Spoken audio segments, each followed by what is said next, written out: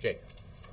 You used the word giveaway, and President Obama in his statement yesterday used the word giveaway, referring to the extension of the lower Bush tax cut rates for the top 1 or 2% of the country. People making over $200,000 a year, or couples making $250,000. What do you say to a small business owner who says, "That's not a giveaway, that's my money, and by the way, I'm going to need some of that money in order to help pay for the health care of individuals that I'm now mandated to do"? It's not giving anything away, it's allowing me to keep my money. Well, the phrasing of the question leaves out a few things, which is one, this tax cut that the Senate passed and that the President supports would go to 97% of small businesses in America. 97%. Further, this President has cut the taxes of small businesses in America 18 times independent of this.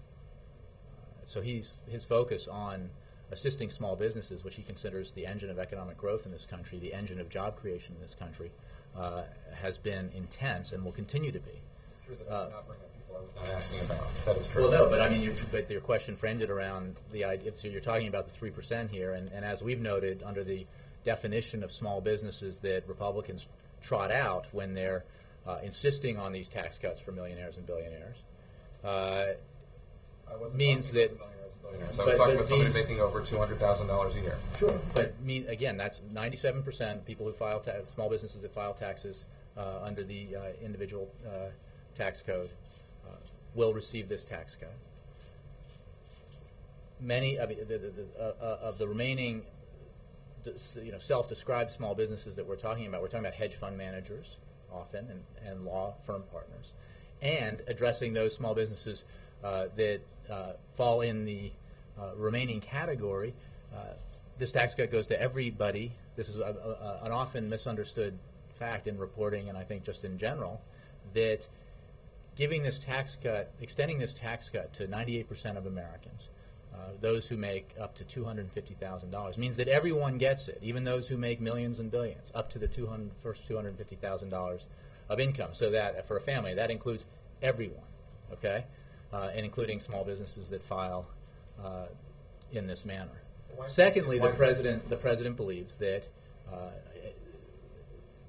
small businesses are so important that he has dedicated a lot of energy and focus on providing tax credits and tax incentives and tax cuts to small businesses throughout his 3.5 years in office. Beyond that, he believes that extending the high-end Bush tax cuts, again, is something we simply cannot afford. We're talking about $1 trillion over a decade.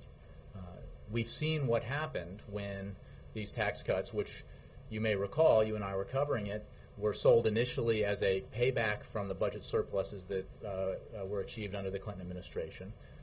And then when the economy ran into trouble and those surpluses were beginning to erode, it was sold as an economic stimulus measure. And what we got was middle-class income stagnating, the slowest expansion in 50 years, and an economic crisis the likes of which we haven't seen in more than 70 years. So the question is just, why is it a giveaway? Why are you guys you and President Obama using the term giveaway when even if you support the Senate Democrats' bill, it's not technically a giveaway. It is allowing people to keep the tax cut that they got in 2001, 2002. Right, but these are tax cuts that we cannot afford, that do not, by the estimates of credible, independent economists, do not measurably help the economy, and do not, in the way that tax cuts to working and middle-class Americans help the economy. And we have to make choices, and it is a tax cut for the wealthiest Americans that we simply can't afford. And those who say that, that it's terrible for the economy, remember, again, you and I were there and covered it. There were proclamations of gloom and doom, of economic crisis and stagnation and recession that were promised by Republicans when President Clinton instituted the tax rates that existed throughout the 90s. And instead of everything that Republicans predicted, we got the longest peacetime expansion, economic expansion in our history. We got 24 million jobs created. So, and plenty, as the president says, plenty of millionaires and billionaires created as well. So it's a matter. It's a matter of choices. I mean, that's what I think the president makes clear. We can't afford this tax cut for the wealthiest Americans. It is a giveaway that we cannot afford. Middle-class Americans need that tax cut. Our economy needs it for 98% of the country. Change the subject.